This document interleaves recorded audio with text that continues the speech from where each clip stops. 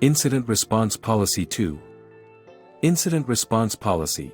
An incident response policy refers to a predefined plan that outlines the organization's approach and actions in response to security incidents. It encompasses procedures and guidelines for detecting, analyzing, containing, mitigating, and recovering from incidents. The policy typically includes details on incident reporting, communication protocols, escalation procedures, roles and responsibilities of the incident response team, and the coordination with external entities if necessary. It serves as a framework for ensuring a consistent and effective response to security breaches or other disruptive events. This lesson will learn about 1. Protecting evidence. 2. Notifying external agencies and recovery of systems. 3. Compiling and organizing incident evidence. 1. Protecting evidence. Protecting evidence refers to the process of safeguarding and preserving any digital or physical evidence related to a security incident or a potential crime. This involves taking measures to ensure the integrity, authenticity, and confidentiality of the evidence throughout the incident response process. Protecting evidence is crucial to maintaining its admissibility and reliability for future investigations, legal proceedings, or forensic analysis.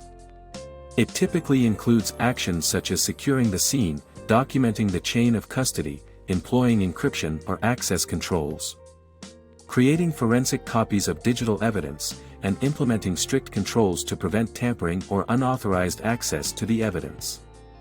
2. Notifying external agencies and recovery of system. Notifying external agencies and the recovery of systems are two key components of an incident response policy. Notifying external agencies. When a security incident occurs, it may be necessary to inform external agencies such as law enforcement, regulatory bodies, or third-party service providers.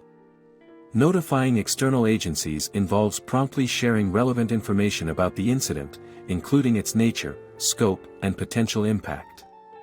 This communication allows external entities to provide an assistance, coordinate efforts, conduct investigations, or take appropriate actions to address the incident effectively.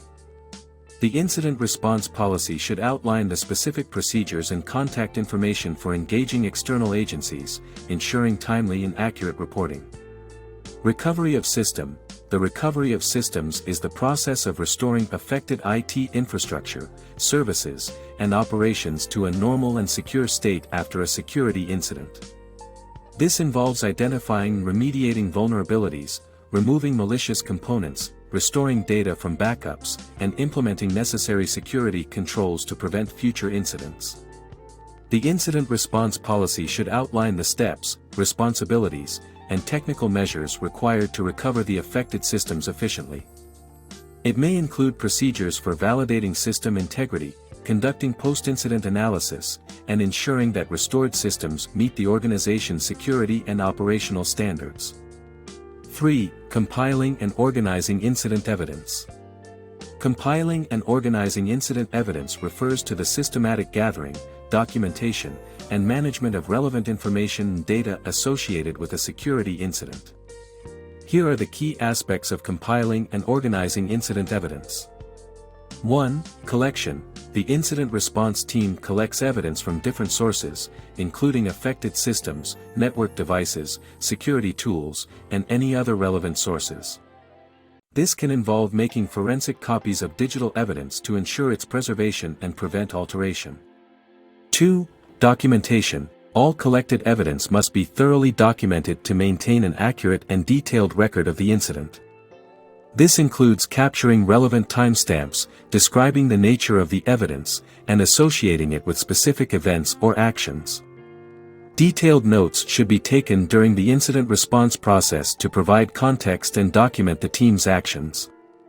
3. Chain of custody. The chain of custody is a crucial component of evidence management. It involves maintaining a documented trail that tracks the possession, handling, and transfer of evidence throughout the investigation process. This ensures the integrity and admissibility of the evidence in legal proceedings. 4. Organization. Proper organization of evidence is essential for efficient analysis and future reference. Evidence should be organized in a structured manner, such as by date, type, relevance, or affected systems. This allows investigators to easily access and retrieve specific evidence as needed. 5. Preservation and security. To maintain the integrity of the evidence, proper preservation and security measures should be implemented. This may include storing digital evidence in secure and tamper-proof repositories, utilizing encryption techniques, and restricting access to authorized personnel only. 6. Analysis support. Well-organized evidence facilitates effective analysis by providing a clear overview of the incident. It allows investigators to identify patterns, establish timelines, and draw conclusions about the nature and impact of the incident. By following a systematic approach to compiling and organizing incident evidence, organizations can ensure the accuracy, integrity, and usability of the evidence for further investigations, reporting, and potential legal proceedings. Thanks for watching. For more information, like, comment, and subscribe our channel.